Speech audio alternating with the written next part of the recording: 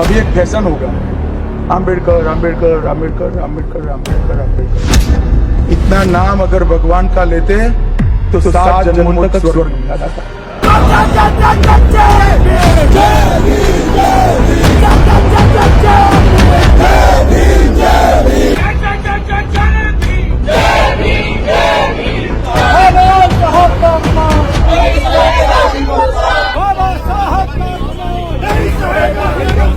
अरे अमित शाह इस्तीफा दो, माफी मांगो माफी मांगो। बाबा साहब डॉक्टर भीमराव अंबेडकर के बारे में गृह मंत्री अमित शाह की टिप्पणी क्या इतनी बड़ी थी? ये बात खुद अमित शाह को भी नहीं पता थी। उनका बोला गया वाक्य पूरे देश में हलचल पैदा कर देगा, इसका अंदाजा बीजेपी को भी नहीं था। दिल की बात जुबान पर आ गई, लेकिन राजनीति अब अलग मोड़ पर चली गई। कल तक भारतीय जनता पार्टी पर विपक्ष हमलावर था, ये कहते हुए कि आपने बाबा साहब डॉक्टर अंबेडकर का अपमान किया है। जय भीम के नारे संसद के गलियारों से लेकर देश के चौराहों तक गूंजते हुए सुनाई देने लगे, और वहीं विपक्ष के इस आंदोलन पर भारतीय जनता पार्टी पहले नेहरू माफी मांगे, राजीव माफी मांगे, प्रोटेस्ट करने के लिए सामने खड़ी हुई, धक्का मुक्की हो गई। आरोप लग रहा है कि राहुल गांधी ने धक्का मार करके एक सांसद को आईसीयू पहुंचा दिया। राहुल पर मुकदमा दर्ज हुआ। आज दोनों पक्ष फिर आमने सामने थे, लेकिन देश में डॉक्टर भीमराव अंबेडकर एक इतने बड़े आइकॉन बन गए कि अब उन पर अपमान करके कोई कितना भी बड़े पद और ओहदे पर बैठा हो, चल नहीं पाएगा। तो क्या भारतीय जनता पार्टी बुरे फंस गई है? क्या भारतीय जनता पार्टी के सबसे बड़े नेता, जो शीर्ष के 2 लोग हैं, उनमें से एक अमित शाह, क्या इस बात को अंदाजा नहीं कर पाए कि वो कितना बड़ा मौका विपक्ष को दे गए? राजनीति में आने वाले दिनों में क्या बीजेपी और हमलावर होगी या बैकफुट पर जाएगी? और इस पूरे प्रकरण का भारतीय राजनीति पर क्या असर होगा और समाज पर क्या उद्वेलन होगा? आज के वीडियो में बहुत जरूरी और विस्तार से बात करना आपके सामने जरूरी है, इसलिए मैं हाजिर हूं। तो फिलहाल प्रकरण यह है कि गृह मंत्री अमित शाह ने अपने एक भाषण में संसद में एक वाक्य बोला कि आजकल फैशन हो गया है अंबेडकर अंबेडकर अंबेडकर अंबेडकर अंबेडकर। इतना नाम अगर भगवान का लिए होते तो 7 जन्म के लिए स्वर्ग मिल गया होता। 17 सेकंड की क्लिप वायरल हो जाती है, जिस पर खुद अमित शाह को पता नहीं था कि यह उनके कितने खिलाफ चली जाएगी, और ट्वीट से लेकर के आम जनता तक वो क्लिप वायरल हो गई। उसके बाद क्या हुआ कि विपक्ष ने कहा कि यह बाबा साहब डॉक्टर भीमराव अंबेडकर का अपमान किया जा रहा है। और थोड़ी देर के लिए जरा इसका विश्लेषण भी कर लें तो गृह मंत्री अमित शाह जिस टोन में बोल रहे हैं, क्या उस टोन में आज तक उन्होंने सावरकर के लिए एक वाक्य बोला है? ये मेरा आपसे एक विश्लेषण के लिए एक पहलू है। जिस टोन में उन्होंने सावरकर के लिए बोला, क्या सावरकर के लिए उन्होंने बोला है? क्या वो टोन वही है, तैश वही है, लहजा वही है? लहजा बता रहा है कि वो बहुत हिकारत की तरह से वो बोल रहे हैं। अभी एक फैशन हो गया है, आम्बेडकर आम्बेडकर आम्बेडकर आम्बेडकर आम्बेडकर आम्बेडकर। इतना नाम अगर भगवान का लेते तो 7 जन्मों तक स्वर्ग मिल जाता। हालांकि पूरी बात जब कही गई है तो वो अलग है, अभी आता हूं उस पर। तो यह जब वाक्य बोला गया, उस वाक्य में कोई काट छांट नहीं हुई। संदर्भ से काटने की बात तो भारतीय जनता पार्टी ने की। गृह मंत्री अमित शाह ने प्रेस कॉन्फ्रेंस की। खुद प्रधानमंत्री नरेंद्र मोदी को अंदाजा हो गया कि वो कितना बड़ा मौका विपक्ष और देश की जनता को दे गए कि जिस भारतीय जनता पार्टी पर यह आरोप अब तक लग रहा था कि वो संविधान विरोधी है, वो दलितों पिछड़ों को मिलने वाले आरक्षण की विरोधी है, वो एनएफएस करने वाली पार्टी है, वो लेटरल एंट्री करने वाली पार्टी है, वो आउटसोर्सिंग और निजीकरण के जरिए एससी एसटी ओबीसी के आरक्षण को ध्वस्त कर देने या अप्रासंगिक बना देने वाली पार्टी है, वो ईडब्ल्यूएस ला करके आरक्षण की मूल संकल्पना पर हमला करने वाली पार्टी है। और इस चुनाव में तो यह बात साफ हो गई कि वो संविधान को बदलने की बात करने वाली पार्टी है। तो ये जो नैरेटिव बीजेपी के खिलाफ लगातार चल रहा था, उसे रोकने के लिए प्रधानमंत्री नरेंद्र मोदी फिर जब तीसरी बार प्रधानमंत्री बनते हैं तो वो संसद में जाते हुए माथे पर संविधान लगाकर सजदा करते हैं। वो ये दिखाना चाहते हैं कि वो संविधान विरोधी नहीं है। और इस पूरे प्रकरण में संविधान के 75 साल पूरे होने पर वो लोकसभा राज्यसभा में चर्चा भी करवाते हैं। उनको यह अंदाजा था कि जब वो संविधान पर चर्चा कराएंगे तो वो इस नैरेटिव को रोकने में कामयाब होंगे कि वो संविधान विरोधी, वो दलित पिछड़े विरोधी, क्योंकि वो जाति जनगणना भी तो नहीं करा रहे, वो चुप हैं, विरोध नहीं कर सकते। क्योंकि मोहन भागवत ने एक बयान दिया था 2015 में बिहार में कि आरक्षण की समीक्षा होनी चाहिए, बुरा पड़ा, बाद में समर्थन ही करते रहे। मोहन भागवत ये बयान देते फिर रहे थे कि 2000 साल तक हमारे लोगों ने शासन किया तो शोषण किया है, तो 200 साल तक तो आरक्षण की व्यवस्था रहेगी, झेलना पड़ेगा।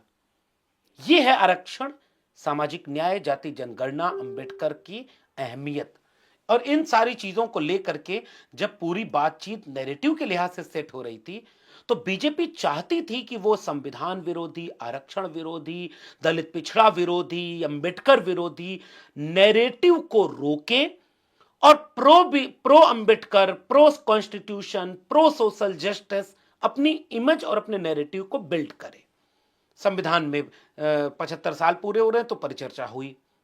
विपक्ष ने उसका इस्तेमाल किया ये बताने में कि भारतीय जनता पार्टी कैसे संविधान को खत्म कर रही है।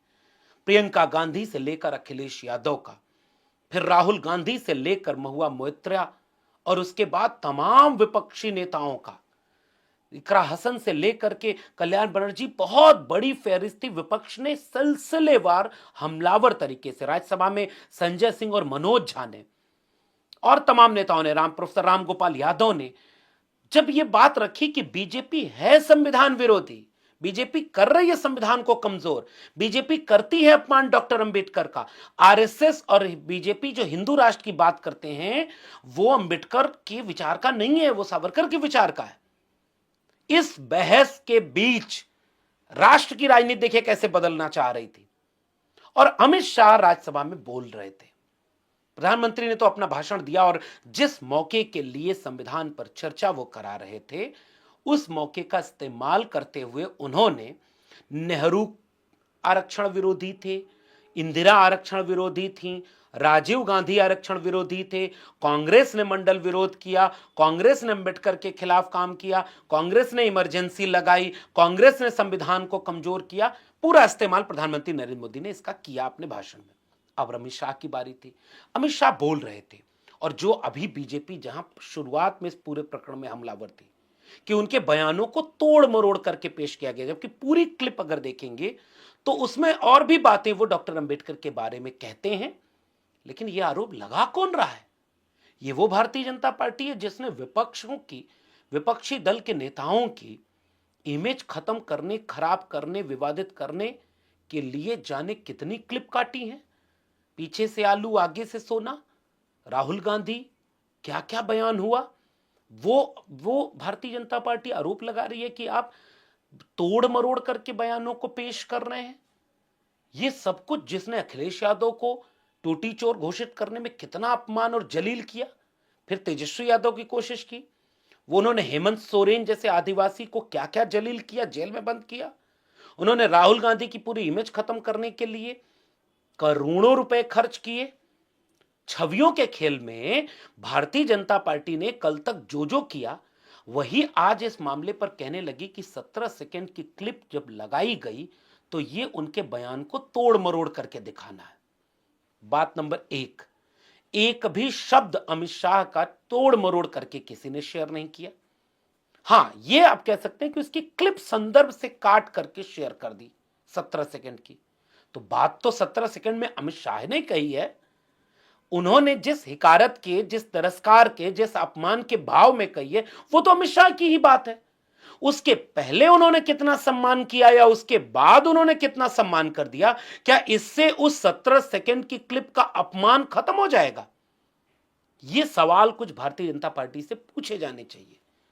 उन्होंने पीआईबी को इस बात के लिए लगा दिया, ट्विटर को लिख दिया कि सबको मेल करो, फैक्ट चेक करो कि ये गलत है, पूरी बात ये है।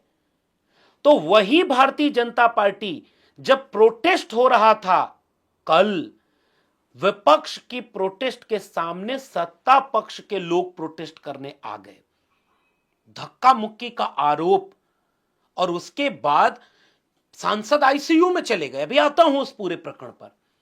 लेकिन उसके बीच में क्या होता है, राहुल गांधी की वही भारतीय जनता पार्टी के बड़े बड़े नेता एक छोटी सी क्लिप जब वो प्रेस को बात कर रहे हैं कि धक्का हुआ, लगा है, कोई बात नहीं, इससे कुछ होता नहीं, वही काम किया है बीजेपी के नेताओं ने। राहुल गांधी का जब पूरी क्लिप कांग्रेस ने शेयर की कि वो ये कह रहे हैं कि भाई मल्लिकार्जुन खड़गे के साथ धक्का मुक्की हुई है, प्रेस वालों ने पूछा कि खड़गे के साथ धक्का मुक्की हुई है, उसके जवाब में राहुल गांधी ने कहा कि हां कोई बात नहीं, धक्का मुक्की हुई है, लेकिन उससे कोई फर्क नहीं पड़ता, या अपनी बात उन्होंने कही। वही अनुराग ठाकुर, वही निशिकांत दुबे, वही बीजेपी के कैबिनेट मंत्री, वही बीजेपी के ट्विटर हैंडल जो आरोप लगा रहे हैं कि अमित शाह के बयान को अधूरा और संदर्भ से काट कर प्रसारित करके ये गड़बड़ हुआ। और खुद अमित शाह जिस एरोगेंसी में प्रेस कॉन्फ्रेंस करने आए, उन्होंने कमोबेश धमकाते हुए ये बात कही कि हम तो इस पर कानूनी कार्रवाई करने के रास्ते देख रहे हैं। इस पर क्या होगा फिर, जो राहुल गांधी की क्लिप आपने काट के चला दी? और ऐसा जाने कितनी बार आपने अखिलेश यादव के साथ किया है, विपक्ष के नेताओं के साथ किया है। आप लगातार, आपकी ट्रोल आर्मी करती ही रहती है। यह है देश की संसद के भीतर का माहौल। और इस बात की अहमियत फिर से समझिएगा कि बात अंबेडकर की थी तो बीजेपी को भारी पड़ गई। पूरी बीजेपी बैकफुट पर नजर आई। प्रधानमंत्री नरेंद्र मोदी ने धुआंधार ट्वीट किए, उसके बाद अमित शाह ने प्रेस कॉन्फ्रेंस कर दी, और भी नेताओं ने प्रेस कॉन्फ्रेंस कर दी, लेकिन आज भी अमित शाह ने माफी नहीं मांगी।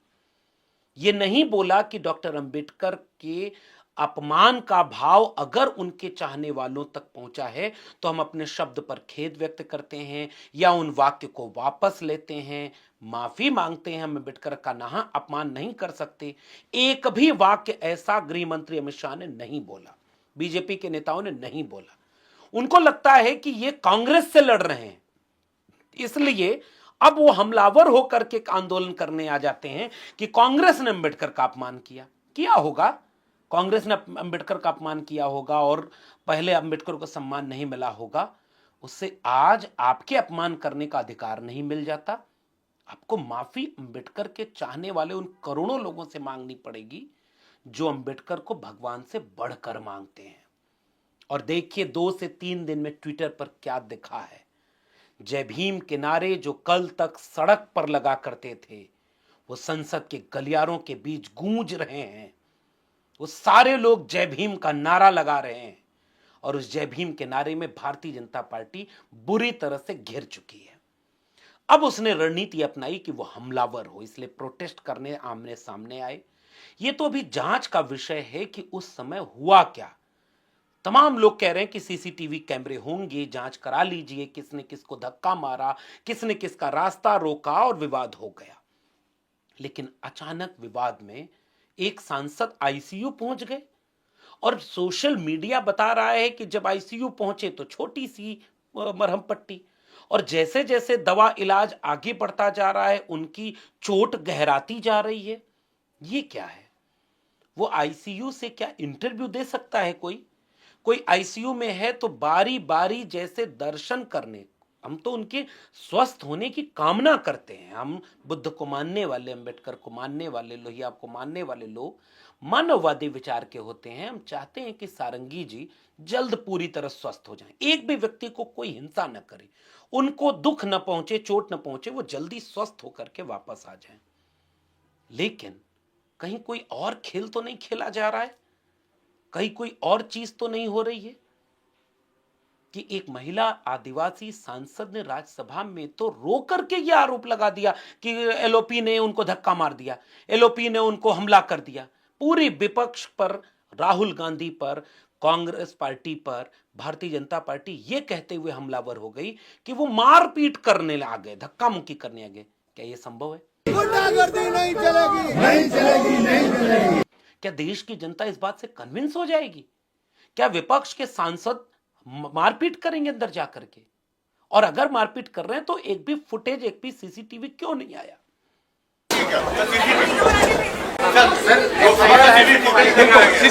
सीसीटीवी आप लोग देख लो, मांग लो। सर वो कैसे देंगे सर, उसके अंदर रियलिटी है सीसीटीवी। लेकिन सारंगी जी आईसीयू पहुंच गए। जो जो मंत्री, कैबिनेट मंत्री, प्रधानमंत्री फोन पर बात कर रहे हैं, बाकी कैबिनेट मंत्री लाइन लगा के मिलने जा रहे हैं। ये क्या है? क्या इसके पीछे कोई जांच करके कोई तथ्य आया? उस तरफ से मल्लिकार्जुन खड़गे की तरफ से भी ये कहा गया कि उनके पैर में चोट लगी, धक्का मुक्की उन्होंने भी। फिर मुकदमों का दौर शुरू हो गया, एफआईआर कराई गई राहुल गांधी के ऊपर 6 धाराओं में।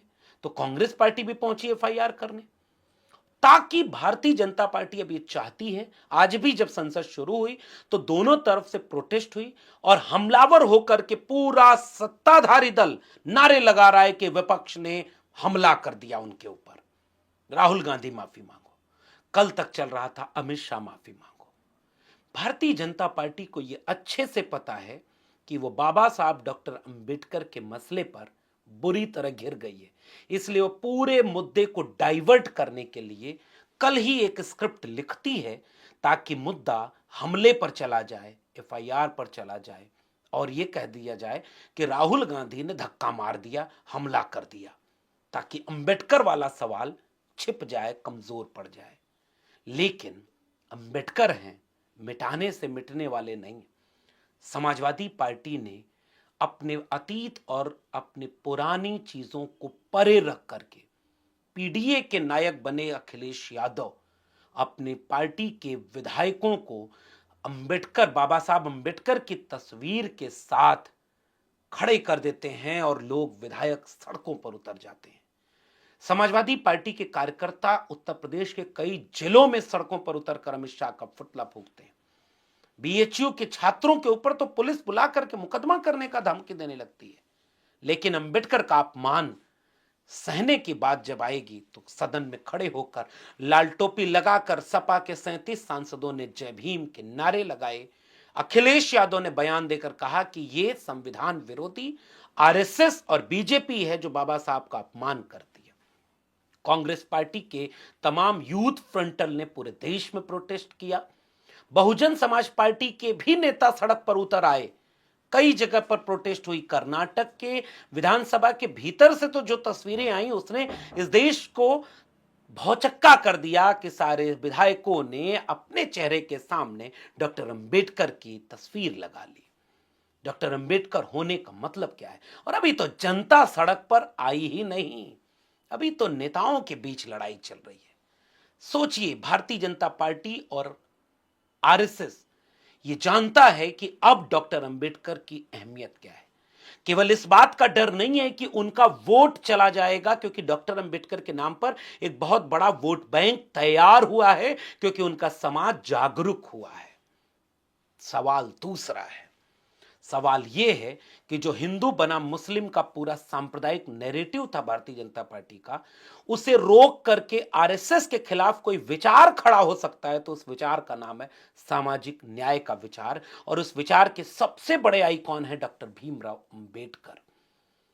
तो अंबेडकर को सावरकर, गोलवलकर, हेडगेवार और गोडसे के लोग कैसे सम्मान दे सकते हैं? आऊंगा, फिर बात करूंगा उस पर अलग से। लेकिन फिलहाल देश की राजनीति में यह एक नया दृश्य है।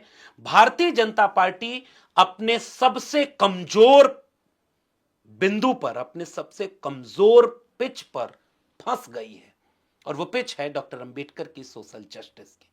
विपक्ष इस मौके को इस रूप में इस्तेमाल कर रहा है कि आम जनता को वो ये समझा पाए कि देखो, हम यूं ही नहीं कहते थे कि ये संविधान विरोधी है, हम यूं ही नहीं कहते थे कि बीजेपी और आरएसएस से संविधान को खतरा है। हम यूं ही नहीं कहते थे कि वो दलितों, पिछड़ों, आदिवासियों के सम्मान के नायक डॉक्टर अंबेडकर, बिरसा मुंडा, तमाम लोगों के विरोधी हैं। भारतीय जनता पार्टी इस मौके पर यह गिनाने में व्यस्त है कि डॉक्टर अंबेडकर के नाम पर अलीपुर रोड से लेकर इंटरनेशनल सेंटर और तमाम चीजें तो हमने दी हैं। हम अंबेडकर का सम्मान करते हैं, लेकिन जनता जानती है कि विश्वविद्यालयों में प्रोफेसर से लेकर सुप्रीम कोर्ट के जज तक, देश में लेटरल एंट्री से लेकर एनएफएस के मुद्दे तक, जाति जनगणना के मुद्दे पर विरोध से लेकर एससी एसटी ओबीसी को मिलने वाले आरक्षण पर हमले को देश की जनता जानती और समझती है। और यह चेतना गांव गांव पहुंच रही है कि बीजेपी और आरएसएस ये कर रहे हैं। और बीजेपी आरएसएस चाहती है कि वो या तो अपनी उपलब्धि गिनाए, नेहरू से लेकर राजीव गांधी को सामाजिक न्याय विरोधी बताकर राहुल गांधी को रोक सके, सपा के पुराने कामों को याद कर अखिलेश यादव को रोक सके और अपने सांसदों को आईसीयू पहुंचाकर मुद्दे को डाइवर्ट कर सके, और फिर कल पीआईबी से लेकर के ट्विटर को मेल करे, मुकदमा करे और खुद हमलावर होकर के सोचे कि डैमेज को रोक लिया जाए। लेकिन बात अंबेडकर की है, बात भारी पड़ेगी, क्योंकि बात अब आरएसएस बनाम अंबेडकर की है, बात अब सावरकर बनाम अंबेडकर की है। और अभी तो ये कांग्रेस, सपा और विपक्ष आम आदमी पार्टी तक है। जनता तक अगर ये मुद्दा चला गया तो बीजेपी और आरएसएस कैसे इसे रोक पाएंगे, आप भी सोचिएगा। इस पूरे प्रकरण पर नीचे अपने कमेंट बॉक्स में टिप्पणी जरूर करिएगा। फिर मिलेंगे, तब तक के लिए बहुत बहुत धन्यवाद।